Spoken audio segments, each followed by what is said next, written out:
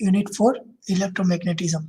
So in this unit, some basic definition of magnetic quantities, magnetic circuit, comparison between magnetic and electric circuit, electromagnetic induction, induced EMF, self-inductance, and mutual inductance, and some example based on that.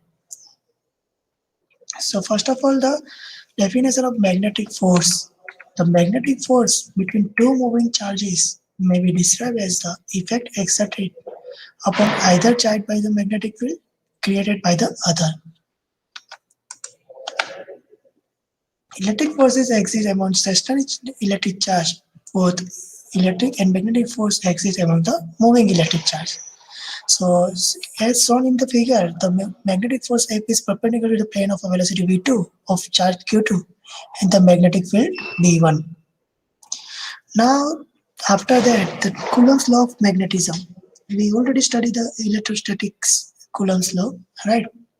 Similarly, in magnetic circuits, there are two Coulomb's law. The first one is a like poles repel each other while unlike poles attract each other. And the second law, the force between two magnetic poles is directly proportional to the product of their pole strength and the inversely proportional to the square of the distance between the center. So F proportional to the m1 m2 by d square, where m1 m2 is the pole strength and d is your distance. If you remove the proportional constant, then it is replaced by k. The next topic is magnetic field. The area around a magnet where the effect of the magnetic force produced by the magnet can be detected is called the magnetic field. So it's shown in this figure, right? Here the S, there is one magnet. It has two poles, S and N, and these are the magnetic fields.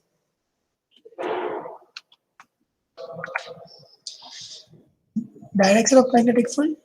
We can see the direction of magnetic field by right hand thumb rule. So when you hold the conductor in right hand such that the thumb represent the direction of a current flow and the bent fingers represent the direction of the magnetic field. When the conductor is perpendicular to the plane of the paper, then figure 1 shows that the current is coming out and figure 2 shows that current flowing into the plane. Next is the magnetic flux. The total number of magnetic field lines of force in magnetic field is called the magnetic flux. It is denoted by phi and the unit of magnetic flux is Weber and the 1 Weber is equal to 10⁸ magnetic lines. There are some characteristics of magnetic flux lines, right? So first case is they have no physical existence. Second case is they form closed paths. Third is they never intersect each other. Fourth one is a line of magnetic flux closer to each other and having the same direction repel each other. The fifth one is a line of magnetic flux closer to each other and having the opposite direction attract each other. And last one is that they exert lateral pressure. Now magnetic flux density. So magnetic flux density is defined as the flux passing normally per unit area. So it is denoted by B and from the definition, so B is equal to phi by A. So the unit of magnetic flux density is Weber per meter square or a Tesla. Here the phi is your flux, A is your area, so unit is Weber per meter square or Tesla. Next one is a magnetomotive force. It is called the MMF. So the MMF is defined as the force that tend to establish the flux through a magnetic circuit. The another definition of a magnetic force, magnetomotive force is the product of current flowing the coil and the number of turns of the coil. So the MMF is equal to N into I. So the unit of MMF is ampere turns. It is denoted by AT.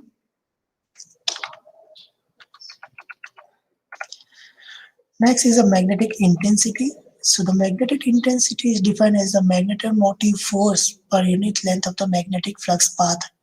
So it is normally denoted by H and the magnetomotive force it is denoted by MMF or length it is denoted by L. So the H is equal to MMF by L or Ni by L and the unit of intensity, it is ampere per meter.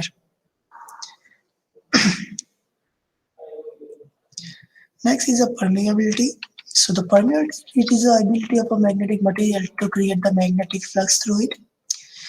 The greater the permeability of a material, the greater is its conductivity for magnetic flux, and vice versa. Mathematically, the permeability, it is a product of a vacuum and the relative permeability of a magnetic material. So the mu is equal to mu 0 into mu r, where the mu 0, it is value is 4 pi into 10 to minus 7 Henry per meter. Relative permeability. The relative permeability of a medium is defined as the ratio of flux density produced in the material to the flux density produced in the vacuum by the same magnetic field intensity. So it is denoted by mu r. So according to the definition, the mu r is equal to flux density in the medium to the flux density in vacuum. If we take the air or a non-magnetic material, then mu r is equal to 1. Next is the magnetism. So what do you mean by magnetism? Right. So magnetism is a property of atoms that produce a field which causes a force that attract or repel other objects. There are normally three types of magnetisms: diamagnetism, paramagnetism, and ferromagnetism. Now, diamagnetism, what is the difference between them? Right. So the ferromagnetic some material, paramagnetic material, and diamagnetic material, the relative permeability is greater than unity and depend on the field strength, which is called the ferromagnetic material. In paramagnetic, the relative permeability is slightly greater than unity. In diamagnetic material, relative permeability is slightly less than unity. Ferromagnetic material are easily magnetized. Paramagnetic material are slightly magnetized, and the diamagnetic material has the opposite effect of paramagnetic materials. The example of ferromagnetic materials are iron, cobalt, nickel. Paramagnetic is aluminum, platinum, and the diamagnetic is silver, copper, and hydrogen. So as from the definition, if it is less than on 1 means negative, so it is called the diamagnetic. If it is slightly less than 1 or positive, it is paramagnetic, and it is greater than 1, so it is ferromagnetic. Now next definition is a reluctance. It is defined as the opposition offered by a magnetic circuit to the establishment of magnetic flux. Mathematically, the reluctance is directly proportional to the length of the magnetic circuit and inversely proportional to the area of cross-section of the magnetic field or magnetic path. So S is equal to 1 upon mu 0 mu r into L by A, and the unit of reluctance is ampere per Weber. Next is the permeance. Permeance is the reciprocal of the reluctance. That means it is a measure of easy with which flux can be set up in the magnetic material. The permeance is denoted by delta, and the unit is Weber per ampere turns. And mathematically, the equation permeance is equal to 1 upon reluctance.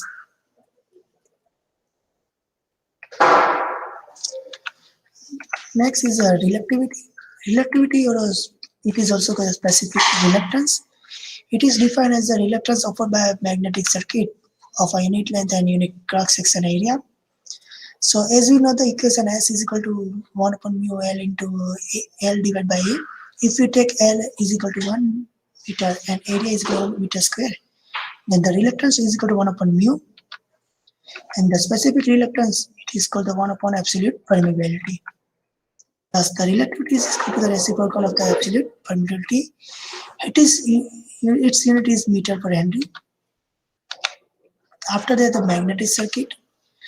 A magnetic circuit is considered as a path in space through which the magnetic flux passes. So as shown in the below figure, the iron core is solenoid. When we supply the DC through this solenoid, it will produce the flux, this one.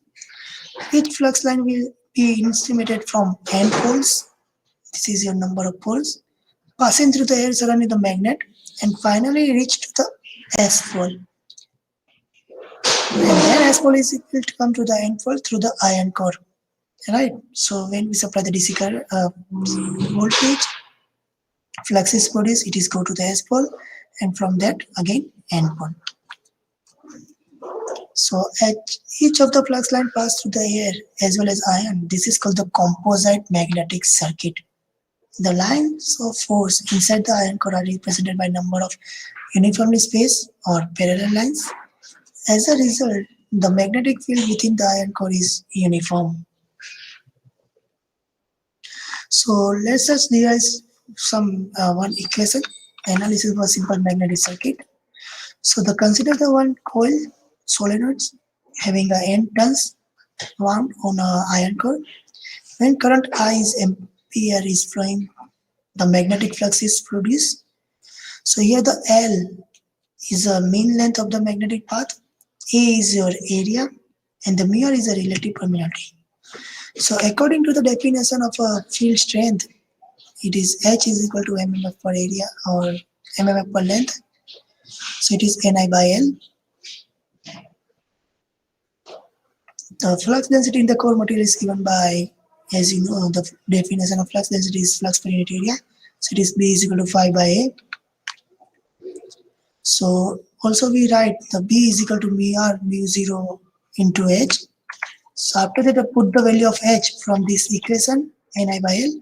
So our equation becomes B is equal to mu r mu 0 Ni by L. So the total flux produced phi is equal to B into A. And what is the B? It is mu r mu 0 Ni by L. So your equation becomes like this one. Phi is equal to mu r mu 0 Ni by L into A. So if we rearrange this equation, right? So at the time we write by this way, Ni upon L divided by mu r mu 0 A. So now this one, L upon mu r mu 0 A, it is your reluctance. And Ni by Ni, it is your mmf. So we rewrite this equation by phi is equal to Ni by S, where S is equal to your reluctance, and Ni it is your mmf. So flux is equal to mmf for reluctance. So this is the Ohm's law for magnetic circuit. As you know that the Ohm's law for electric circuit is current is equal to EMF by resistance. Similarly for magnetic circuit, the flux is equal to EMF by reluctance. Now another important topic is leakage flux. So the leakage flux is defined as a magnetic flux which does not follow the particularly intended path in a magnetic circuit. In another word, the type of flux which is not used for any work is called the leakage flux, and it is denoted by phi L.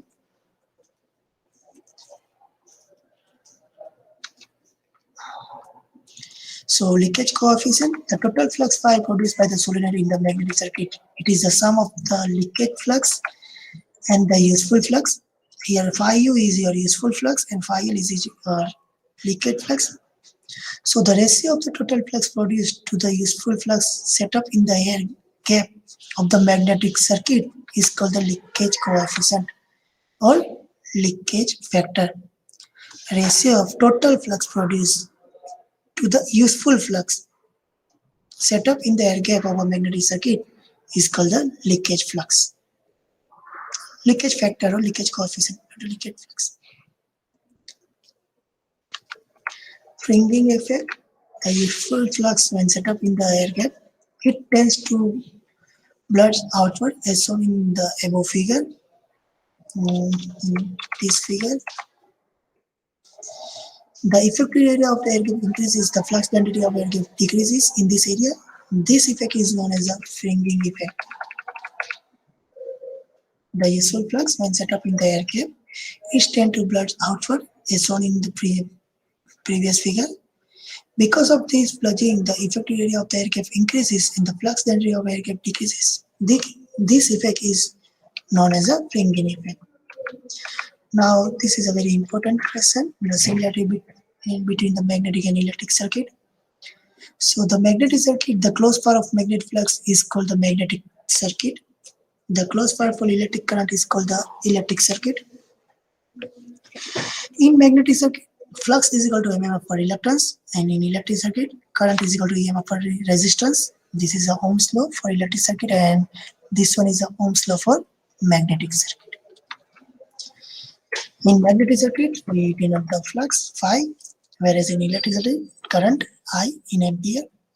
In magnetic circuit, mmf in ampere turns. In electric circuit, EMF in volts. In magnetic circuit, reluctance is equal to length upon area into mu 0 mu r.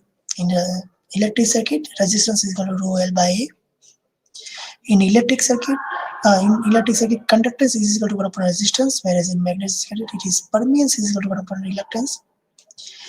In magnetic circuit, permeability is mu. In electric circuit, conductivity is 1 upon rho.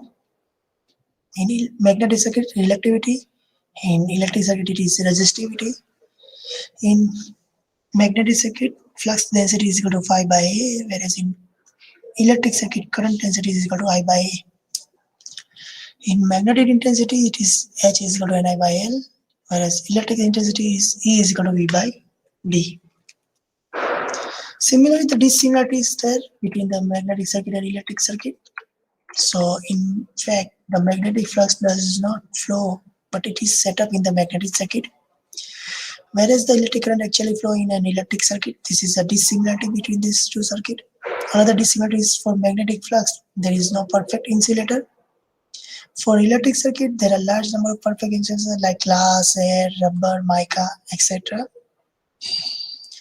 At constant temperature, the reluctance of a magnetic circuit is not constant but varies with a mu r, because S is equal to L upon mu r, mu 0 by A. At constant temperature, the resistance of an electric circuit is constant. At this value depends on a resistivity, which is almost constant. R is equal to rho L by A. Once the magnetic flux is set up in a magnetic circuit, no energy is needed. And in electric circuit, the energy is needed as long as current flows through electric circuit. So these are some dissimilarity in between electric circuit and magnetic circuit. So let's just calculate some example. A coil is uniformly wound with a 300 turns over a steel ring of relative permeability of 900 and having a mean diameter of 20 centimeter, and the steel ring having a made up of having cross section area of 2 centimeter. If coil has a resistance of 50 ohm and connected to a 250 volt DC supply, calculate the MMF, field intensity, reluctance, total flux and permeance of the ring. So here the N is given 300, it is your N. The relative permeability, it is denoted by mu r is given. The diameter, it is capital D is given. Again the second diameter, it is denoted by small d is given. Then the resistance is given R and the voltage is given. So these are your data. First of all, you have to calculate the MMF. Now what is the equation of MMF? MMF is equal to N into I. So N is there, but I is not present. So from V and R, we first of all calculate I. So current through the coil I is equal to V by R. So it is 250 divided by 50, that is 5 ampere. And the MMF is equal to N into I. So it is N is 300, I is 5 ampere. So it is 1500 ampere turns. So your MMF is 1500 ampere turns. After that, the mean length, right? Because now we'll calculate the field intensity. So field intensity, it is denoted by H, and H is equal to Ni by L. So N is there, I is there, but L, length, mean length is not there. So from that, mean length is equal to pi into D. And what is D? It is in centimeter, but length is in meter. So converted into meter, it is 20 divided by 100 meter. It is 0.2 pi meter. Length is your 0.2 pi meter. So field intensity, it is 238.7.3 ampere turns per meter, because Ni by L, Ni is 300, I is 5, and length is 0.2 pi. So by calculating that, we will get field intensity, it is 2387.3 ampere turns per meter. After that, we calculate the reluctance. So the reluctance is S is equal to L upon mu 0 mu r by mu r A. So L is there, mu 0 it is 4 pi into 10 to minus 7, mu r is 900, right? So A, now how can you calculate A? So the area of cross section is pi by 4 d square, and small d is 2 centimeter, so converted into meter. So you will get area is equal to pi into 10 to minus 4 meters square. So by putting the value of L, mu 0, mu r a, you will get the reluctance. So your reluctance is 17.684 into 10 to 5 ampere turn per Weber. After that, calculate the permeance. So the permeance is equal to 1 upon reluctance. So 1 upon 17.684 into 10 to 5. So you will get 5.655 into 10 to minus 5 Weber per ampere turn.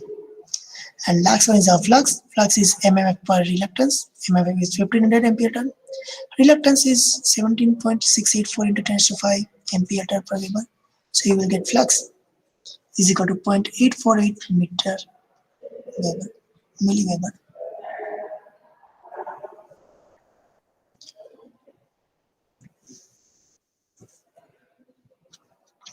So next is a Fleming left-hand rule.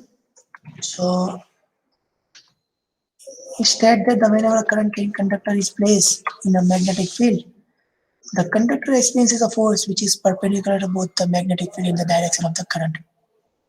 So from this figure, it is in another word, if the first three fingers, thumb, forefinger, and the middle finger of the left hand are held mutually at right angle to each other, and if the fourth finger indicate the direction of the magnetic field, this one.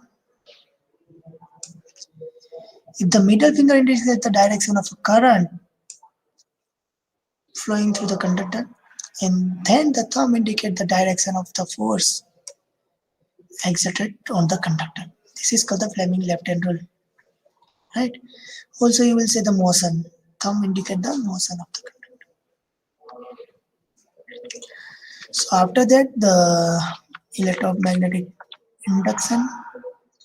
So what do you mean by electromagnetic induction? So the induction is a process in which a conductor is put in a particular position and magnetic field keeps varying, or in other one, magnetic field is stationary and the conductor is moving. This will produce the voltage or EMF across the electrical conductor. So simply the electromagnetic induction or induction is a process in which a conductor is put in a particular position and magnetic field keeps varying or magnetic field is stationary or conductor is moving. This produces a voltage or EMF across the electric conductor. Now there are Faraday laws of electromagnetic induction. Two laws are there. So first law, whenever conductor is placed in a varying magnetic field, EMF is induced, and this EMF is called an induced EMF. And if the conductor is closed circuit, then the induced current flow through it. This is the first law of electromagnetic induction, which is given by Faraday. The second law, the magnitude of the induced EMF is equal to the rate of the change of the flux linkages. Right. So consider a magnet is approaching the towards a coil. Here we consider the two instants at time t1 and time t2. So the flux linkage with the coil at time t1, it is n into phi1. Similarly, the flux linkage with the coil at time t2, it is n phi2. So the change in flux linkage is, it is t2 minus t1, it is n into phi2 minus phi1. So here the change in flux linkage is denoted by phi is equal to phi2 minus phi1. So this equation become a n phi. So now rate of change of flux linkage is phase equal to time. So it is n phi by t, this one. And the derivative on the right hand side, we get the n in d phi by dt.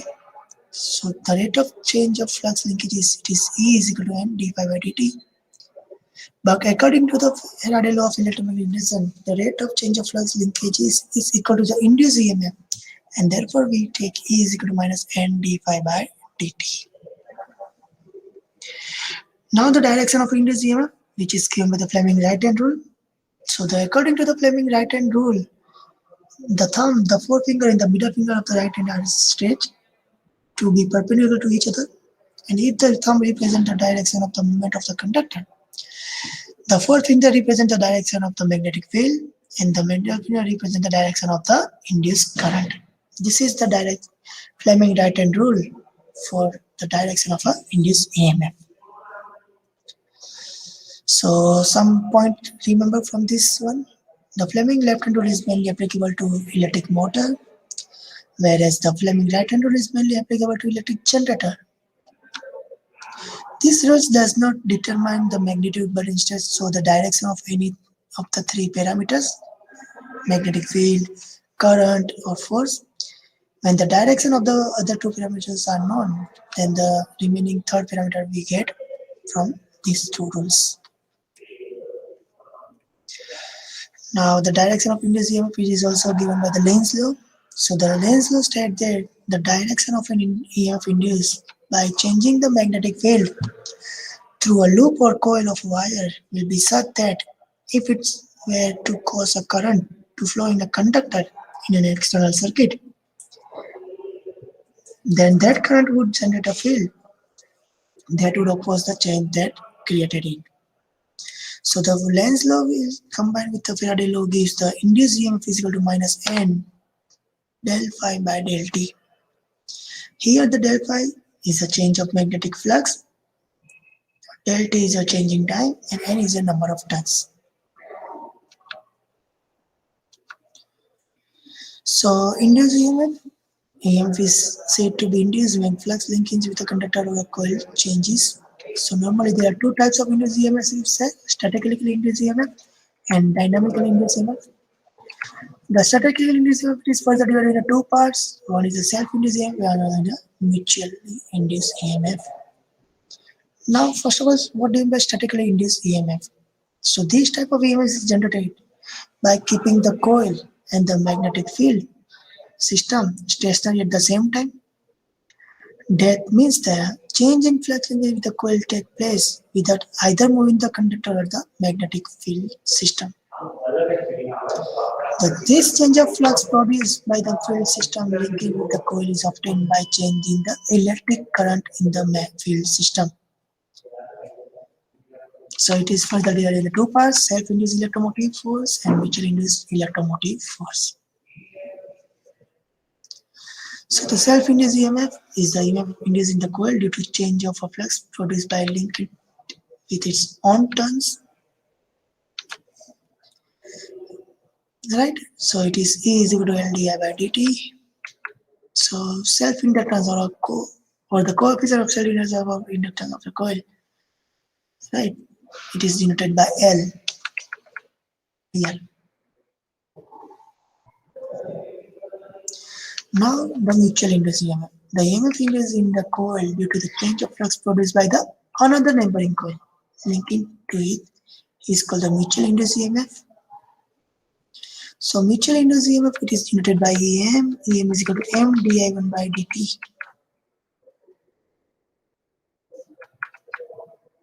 Here the equation is mutual induced EMF. Next is the dynamically induced EMF. In dynamically induced EMF, the magnetic field system is stationary and the conductor is moving, or the magnetic field system is moving and the conductor is stationary. Thus, by following either of the two processes, the conductor cuts across the magnetic field and the EMF is induced in the coil. This phenomenon takes place in electric generator and back EMF of motor and also in transformer. So here the derivation of a dynamically induced EMF, it is E is equal to BLV, right? So now we compare the dynamically induced EMF and statically induced EMF. In dynamically induced EMF, the magnetic field is stationary and the conductor moves across the field. In statically induced EMF, a conductor or coil remains stationary and flux linking with its change, which can be changed by varying the current in the conductor. The Fleming right-hand rule gives the direction of the induced EMF in EMF. The Lenz law gives the direction of the induced EMF in statically induced EMF. EMF, the dynamically induced EMF, it is calculated E is equal to BLV sin theta, whereas the statically induced EMF, it is E is equal to minus N d phi by dt. The generator works on the dynamically induced EMF, whereas the transformer works on the statically induced EMF. After that, the self-inductance. So self-inductor, or in other words, the inductance of the coil, it is defined as a property of the coil, due to which it opposes the change of current flowing through it. Inductance is attained by a coil due to the self-induced EMF produced in the coil itself by changing the current flow through it. Mutual inductance, it is a mutual inductance between the two coils is defined as a property of the coil, due to which it opposes the change of current in the other coil. Now the coefficient of coupling. So the flux, what do you mean by coefficient of coupling? So the fraction of magnetic flux produced by the current in one coil that links with the other coil is called the coefficient of coupling between the two coils. So it is normally denoted by K. So see the figure here. So there is one solenoid. So when there are two coils are there, N1 and N2 number of turns are there. So when we give the supply through one coil, the current is flowing, and therefore the flux is produced, which is denoted by phi1. So the individual self-inductance of coil 1 and coil 2 are calculated. L1 is equal to N1 square by S and L2 is equal to N2 square by S. But you know what is S? S is a reluctance. So reluctance is equal to L upon mu 0 BR into A. So flux produced by coil 1 due to the current I1, it is phi1 is equal to Ni by X. And here N is N1, for coil 1 number of turns is N1. And the current flowing through the coil 1, it is called I1. So the flux produced phi1 is equal to N1 I1 by S. Suppose the fraction of K1 of this flux phi1 links the coil 2. So the flux linking in the coil 2, it is denoted by phi12 is equal to K1 phi1. So the mutual inductance, the definition of mutual inductance is N phi by I. So N2 phi12 by I1. So N2, what is phi2? It is K1 into phi1. Here phi12 is there. So put the phi12 value. So it is N2 into K1 upon phi1 by I1. So N2 K1 upon I1. What is phi1? So phi1 is N1 I1 by S. So put the value of phi1 N1 I1 by S. So by rearranging that, I1 I1 is cancelled out. You will get K1 N1 N2 by S. So this is a mutual inductance for coil 1. Similarly, the flux linkage is in coil 2. It is denoted by in coil 1 due to flux phi2. It is phi21. It is K2 into phi2. So the mutual inductance, it is N1 phi21 by I2. Again phi21, it is N2 I2 by S. So put the value of that, again arranging, it is mutual inductance. It is M is equal to K2 N1 by N1 N2 by S.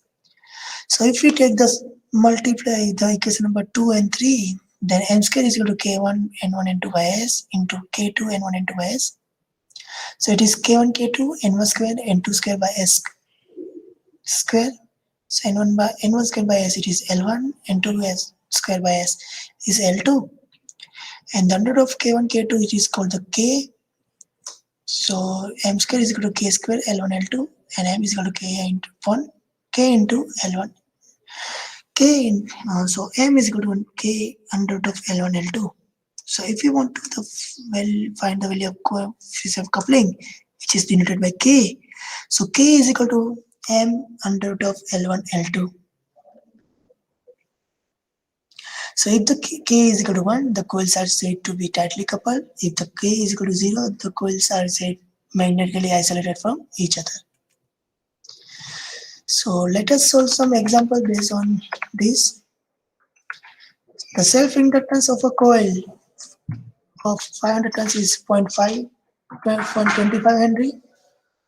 If 60% of a flux is linked with a second coil of 10,500 turns, calculate the mutual inductance between the coil. EMF induced in the second coil when the current in the first coil changes at the rate of 100 ampere per second. So here the number of turns for coil 1 and the coil 2 is given. So it is N1 and N2 The first inductance of the coil 1 is given, it is L1, right? So you know the equation of flux linkages in coil 2 due to flux phi 1. It is phi 1 2 is equal to K phi 1. Here that 60% of the flux is linked, means coefficient of coupling is 60%, so K is equal to 0.6. So 0.6 into phi 1. Now, how can you find the value of phi 1? Right? So, as you know that the self-inductance is equal to N phi by I1. So, N1 is your 500. So, phi 1 by I1 is equal to N1 by L1. L1 is also given 0.25. So, you will get the phi 1 I1. And phi 1 2 is equal to 0.651. So, divide by phi 1 2 by I1. Divide by I1 in both the sides. Equation number side I1 से divide करो. So you will get phi 1 2 by I1 is equal to 0.6 phi 1 I1. What is phi 1 by I1? It is phi 1 to 10 to minus 4. So put the value of that. So you will get phi 1 to I1. Phi 1 2 divided by I1 is equal to 3 into 10 to minus 4. So the mutual inductance is equal to N2 phi 1 2 by I1. Now N2 is 10,500. Phi 1 2 by I1 it is 3 into 10 to minus 4. So your mutual inductance is 3.15 Henry. And the EMF induced in the second coil, it is EM2 is equal to M di1 by dt. Now what is di1 by dt? It is 100 here. So the EMF induced in the second coil EM2 is equal to M di1 by dt. So M is 3.15, di1 by dt is 100. So it is 315 volt.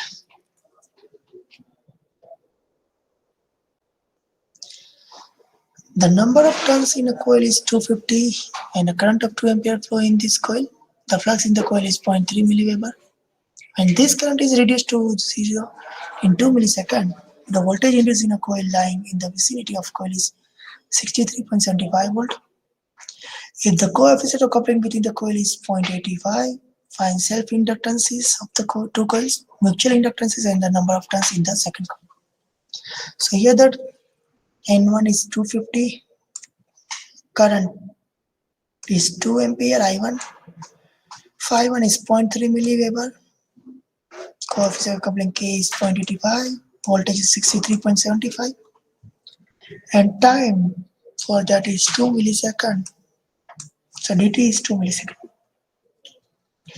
So the self-inductance of a coil L1 is equal to N phi by I1.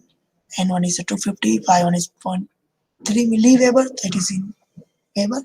So 0.3 into 10 to minus 3, and I1 is 2. So you will get the self-inductance of coil is 37.5 millihenry. Second part, the EMF induced in the second coil, it is M di1 by dt. So di1 by dt it is 2 divided by 2 millisecond, that 100 into second, it is 2 into 10 to the minus 3. And EM, it is 63.75. So you will get mutual inductance is 63.75 millihenry. As we know that the K is equal to M under L1 by L1 L2. So by putting the value of K mutual inductance, you will get under of L1 L2. And if we remove the under root, then square of that. So you will get L1 L2 is equal to 5,625 into 10 to 6. So you know the value of L1. It is 37.5 millihenry. So divide that. So you will get L2 is equal to 150 millihenry.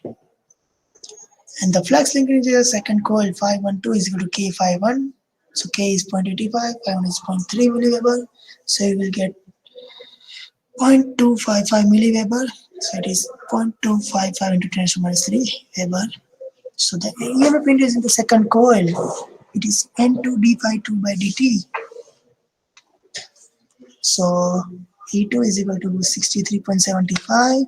N2, you have to find the value of N2, d phi 212 by dt. So by putting the value of d phi 12 by dt, you will get the value of N2 500.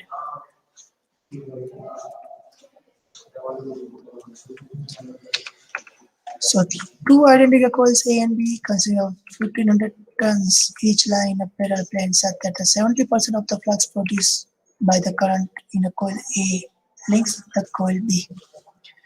The current of a 4 ampere flowing in the coil A produces a net flux of 0.04 milliampere. Calculate the self-inductance, mutual inductance. If the current of coil changes from 4 ampere to minus 4 ampere in 0.02 second, what will be the EMF induced in the coil? So solve this example by yourself.